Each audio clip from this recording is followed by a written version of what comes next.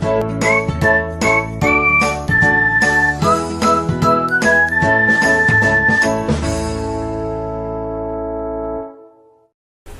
day everyone, I'm your Mr. ATL and welcome back to my channel. So today's video, we're going to discuss about verifying trigonometric identities. So there are two examples here and we're going to prove these identities. So we have number 1, tangent x minus cotangent x all over tangent x plus cotangent x is equal to 1 minus 2 cosine square of x. So at this point, we need to prove that this expression is equivalent to the other expression by just substituting the given identities that we have in my previous videos. Okay, so in using our quotient identities, tangent x is equivalent to sine x over cosine x. Our cotangent x is cosine x over sine x. So all over, again tangent x is sine x over cosine x. Our cotangent x is cosine x over sine x. Is this equivalent to 1 minus 2 cosine square of x?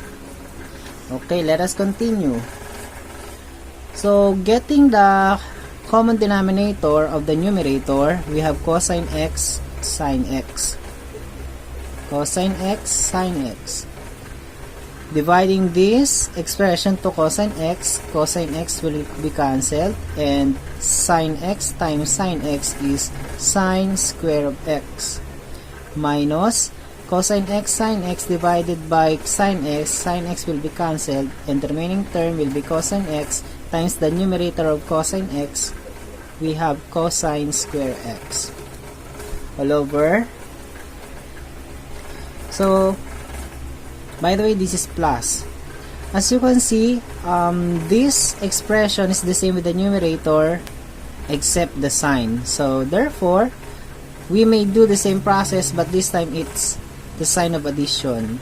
So that will be sine square x plus cosine square x all over cosine x sine x. Is this equal to 1 minus 2 cosine square of x? Okay. So what will we do next? This is a fraction in the numerator and another fraction in the denominator. In dividing fractions, you will get the numerator. We have the sine square x minus cosine square x all over cosine x sine x. We will multiply this by the reciprocal of this. And the reciprocal of that, we have cosine x sine x over sine square x plus cosine square of x. Is this equal to this? Okay. So, using the Pythagorean identity, sine square x plus cosine square x is equivalent to 1. And cosine x sine x divided by cosine x sine x, that is also 1. So, if this is 1 also, the remaining terms will be sine square x minus cosine square x. Is this equal to 1 minus 2 cosine square x? Again, using the Pythagorean identity, from sine square x plus cosine square x equals 1, we can manipulate this identity by getting the value of sine square x, and that will be 1 minus cosine square of x. So, instead of writing sine square x, we will be using 1 minus cosine square x. So, in place of sine square of x, that will be 1 minus cosine square of x. Then, bring down minus cosine square of x. Is this equal to 1 minus 2 cosine square of x? Okay, so combining similar terms, we have negative cosine square x minus cosine square x, that is negative 2 cosine square x. Then bring down 1. So they are now equal, and we're able to verify that This equation is an identity. Okay, so let's go to the next example. Okay, so this is the other example, number 2. We have sine x plus 1 all over sine x equals negative cotangent square of x all over 1 minus cosecant x. So, in verifying trigonometric identities, we can simplify both sides of the equation separately. Okay, so both sides of the equation can be simplified. Simplifying this expression will give you sine x over sine x plus 1 over sine x equals to, from our Pythagorean identity that 1 plus cotangent square x is equivalent to cosecant square x. We need to find a value for cotangent square x to be substituted here in the numerator. So doing that, we will get cotangent square x equals to cosecant square x minus 1. So we will be using cosecant square of x minus 1 instead of writing cotangent square x. So again, instead of writing cotangent square x, we will be using cosecant square x minus 1 all over 1 minus cosecant x. Sine x over sine x is 1, and using our reciprocal identity, 1 over sine x is cosecant x. So, simplifying the numerator, this will give you negative cosecant square x plus 1 all over 1 minus cosecant x. So, as you can see, 1 plus cosecant x, this term can be written as 1 minus cosecant square of x. And giving the factor of this expression, those are 1 plus cosecant x times 1 minus cosecant x all over 1 minus cosecant x. If you are going to multiply these two binomials, it will give you the result of 1 minus cosecant square x. So, simplifying this term, as you can see, they are the same. So, we can divide them and it will give us 1. So, that will be 1 plus cosecant x is equivalent to 1 plus cosecant x. And this is the end of the proof. So, we were able to prove that sine x plus 1 over sine x is equivalent to negative cotangent square of x over 1 minus cosecant x. Okay? Another example, we have 1 plus tangent square v all over tangent v plus cotangent v. So, the first step that we are going to do is to transform the tangent and cotangent in terms of sine and cosine. So, in our quotient identity, tangent square v is sine square v over cosine square v. Our tangent, again, is sine v over cosine v. And our cotangent is cosine v over sine v. Is this equal to tangent v? So, we will see later. Okay, so simplifying the numerator and the denominator by combining them as a single fraction, and since the common denominator is cosine square v, we will now divide cosine square v by 1, which is cosine square v, times 1 is still cosine square v. Cosine square v divided by cosine square v, it's 1, times sine square v, that's sine square v. All over, we will do the same thing on the denominator, and the common denominator there is cosine v sine v. Dividing it to cosine v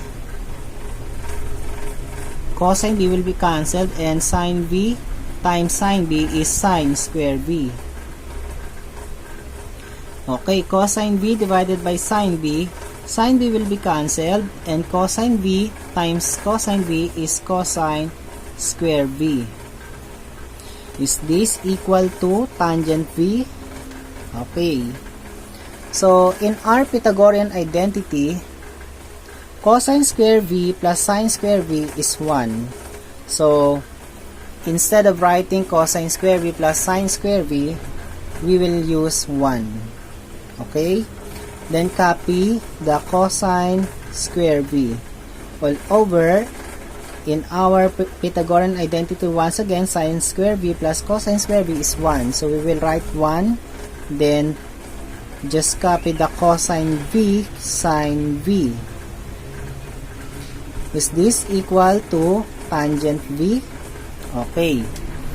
So, the next thing to do is to divide these fractions. The numerator is a fraction, the denominator is also a fraction. For you to simplify it, just write the numerator, which is the 1 over cosine square v, multiplied by the reciprocal of the denominator, cosine v, sine v, all over 1. Is that equal to tangent v? Okay. So, there are 2 cosine here and there is 1 cosine there. Dividing them, this will be cancelled, that is 1, and we will still have 1 cosine v. Then 1 times 1 times sine v is sine v. Cosine v times 1 is cosine v. Is this equal to tangent v? Okay, so according to our quotient identity, sine over cosine is tangent. So therefore, tangent v is equal to tangent v. So we were able to prove that the equation 1 plus tangent square v all over tangent v plus cotangent v is equivalent to tangent v. And this is an identity. Okay? Okay, so example number 4. 1 plus secant theta all over sine theta plus tangent theta equals to cosecant theta. So the first step that I'm going to do is to transform the secant and tangent in terms of cosine and sine function. So, reciprocal identity, the value of secant is 1 over cosine theta. Sine theta is still sine theta, and tangent theta is sine theta over cosine theta. Is that equal to a cosecant theta? Okay. So, simplifying this and this one, by combining them as a single fraction, the common denominator is cosine theta. Divided by 1 is cosine theta times 1 is still cosine theta. Cosine theta divided by cosine theta is 1. 1 times 1, 1. All over, the common denominator is still cosine theta. Divided by, cosine theta divided by 1 is cosine theta. Times sine theta, we will have cosine theta sine theta. Plus, cosine theta divided by cosine theta is 1. 1 times sine theta is sine theta. Is that equal to cosecant theta? Okay, let's continue. So, this is a fraction and another fraction. Dividing them, just write the cosine theta plus 1 over cosine theta multiplied by the reciprocal, which is the cosine theta over cosine theta sine theta plus sine theta. But as you can see, there is a common factor of sine theta. So, write the sine theta, the common factor. Then, what will be the term to be multiplied by sine theta to get the product of cosine theta, sine theta? That is cosine theta. Because when you multiply them, sine theta times cosine theta, you will get cosine theta, sine theta. Plus, sine theta times what term to make it sine theta? That is 1. So, let us check if our factoring is correct. So, sine theta times cosine theta is sine theta cosine theta. That's the same. Sine theta times positive 1 is positive sine theta. Okay, so this is correct. So, is this equal to cosecant theta?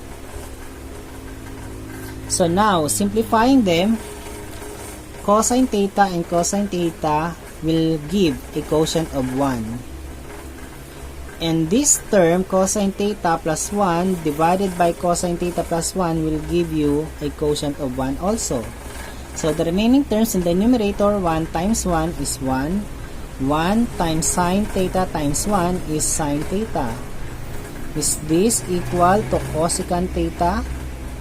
So in our reciprocal identity, that is cosecant theta, and it's now equal to cosecant theta. So therefore, we have ended our proof. So we can say that 1 plus secant theta all over sine theta plus tangent theta equals cosecant theta is an identity. Okay? So let's have the last example, number 5. Okay, for our last example, we have tangent C plus cotangent C times cosine C is equivalent to cosecant C. So let us verify that this is a trigonometric identity. So the first step that I'm going to do is to express the tangent and cotangent in terms of sine and cosine function. So in our quotient identity, tangent C is equivalent to sine C over cosine C. Our cotangent is cosine C over sine C multiplied by cosine C. Is that equal to cosecant C? We will find later. Okay, so what's next? So the next step is to combine the fractions here in the parentheses, inside the parentheses. So in combining them, we will get the LCD of cosine C and sine C, that is cosine C sine C. Divide by cosine C, that is sine C. Then sine C times another sine C, that is the square of sine C, plus cosine C divided by sine C. Sine C will be cancelled out, and cosine C times cosine C, it's cosine square C, multiply by the cosine C. So after simplifying, is that equal to cosecant C? Okay. So next, in our Pythagorean identity, sine square C plus cosine square C is 1. Then bring down cosine C sine C times cosine C. Is that equal to cosecant C? Okay, let's continue. Multiplying them, that will be, this will be cancelled out since this is over 1. Cosine C divided by cosine C, that is 1. The remaining term will be 1 times 1, or simply 1. Then 1 times sine C is sine C times 1 is still sine C. Is that equal to cosecant C? Okay, so in our reciprocal identity, 1 over sine is cosecant C is equal to cosecant C. So since they are equal, we can say that the tangent C plus cotangent C times cosine C equals cosecant C is a trigonometric identity. Okay, so that's all for today. I hope you enjoy learning about verifying trigonometric identities. And before I end up my video, I would like to give my special thanks to Mr. Eldrin Dalican, and I hope you learned something. Goodbye!